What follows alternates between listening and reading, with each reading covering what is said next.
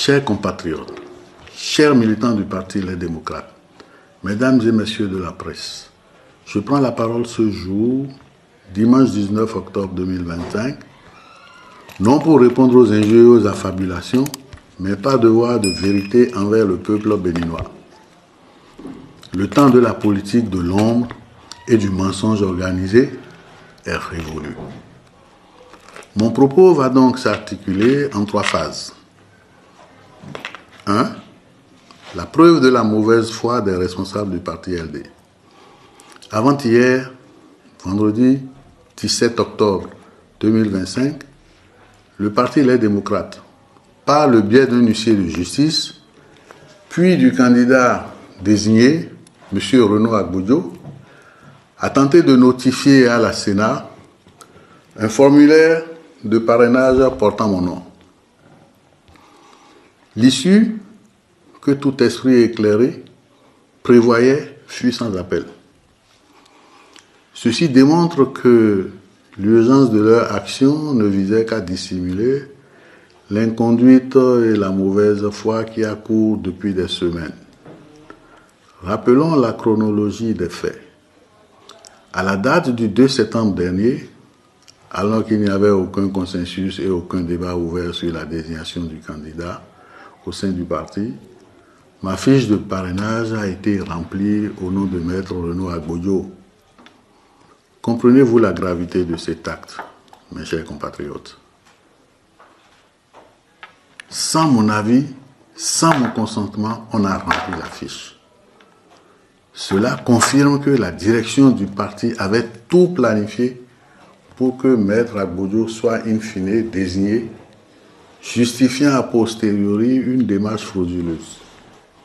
Plus grave encore, non seulement ce parrainage n'est plus valide, mais il a été purement et simplement falsifié à dessein. Je le dis publiquement.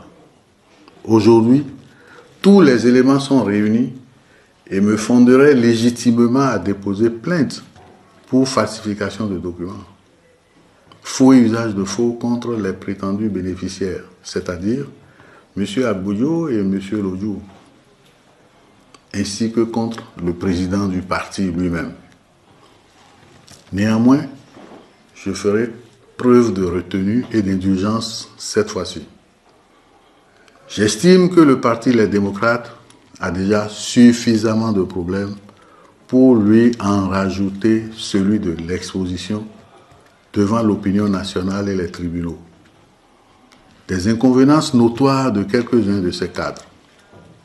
De plus, avec eux, au fond, j'ai toujours entretenu des relations courtoises et respectueuses qui se passeraient bien de cet ultime supplice. 2. Contre les dérives du leadership. Je suis un homme de principe et d'idéal politique. Têtu pour certains, je suis prêt à me battre jusqu'au bout pour défendre mes convictions. Et dans le cas d'espèce, l'idée que je me fais de la justice en politique. J'entends les chuchotements, j'entends les insinuations ridicules selon lesquelles j'aurais pactisé avec Patrice Talon. Mais laissez-moi être clair. Je n'ai jamais rencontré Patrice Talon si ce n'est dans les manifestations officielles. Attribuer ma démarche à une quelconque connivence relève de l'absurdité la plus totale. Cette attitude n'est que le déni de nos responsables qui refusent une fois encore de se regarder dans le miroir pour apercevoir leurs égarements et leurs propres fautes. Mon combat est pour la démocratie interne. Mon combat est pour notre idéal démocratique. Pour cette raison, je ne pouvais cautionner les logiques exclusionnistes du président Boni Yayi, que j'aime bien au passage, ni ses méthodes de gouvernance rétrograde qui asphyxient l'expression démocratique au sein de notre formation politique. Mon appréhension sur ce processus de désignation ne date pas d'hier. J'ai toujours milité et c'est un secret de polichinelle. Pour le président Éric Hunete, un homme dont la légitimité au sein du parti est incontestable. Aujourd'hui, On nous impose finalement mon frère Renaud Agbodio. Je n'ai rien contre lui. Avec vous seul critère qu'il est de Savait et neveu de Boni Yayi. Aucun critère objectif de mérite ou de consultation réelle ne justifie ce choix si ce n'est le simulacre de commission aux ordres, je dis bien aux ordres, qui a été mis sur pied et téléguidé par le président Boni Yayi lui-même. Je ne fais que dire à haute voix ce que la majorité des députés, les démocrates, pensent dans le secret de leur réflexion sur la gestion du parti. Permettez-moi une dernière observation, mes chers compatriotes, sur mon jeune frère, Maître Renaud Agbodio. C'est amusé et consterné que j'ai pris acte de sa sortie hier, en date du samedi 18 octobre, durant laquelle il s'est permis d'insinuer que j'aurais disparu et qu'à ce jour, personne n'a vu Sodino Michel. Comment peut-il s'aventurer sur un terrain aussi glissant quand il sait pertinemment que, malgré mon silence, j'ai continué de vaquer à mes occupations habituelles à mon domicile, que je suis allé retirer en personne ma seconde fiche de parrainage à la Sénat, quand il sait que j'ai rendu publique ma déclaration du jeudi 16 octobre 2025, qui soit dit en passant a inspiré le lendemain une contrefaçon à laquelle je ne m'associe pas.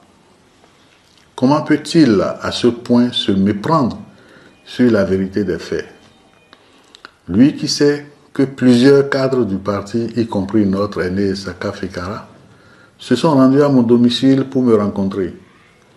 Sans compter que d'autres, y compris lui-même, sont constamment restés en contact avec moi par téléphone ces derniers jours. Il suffit de consulter l'historique de nos conversations sur les applications de messagerie instantanée pour en avoir le cœur net.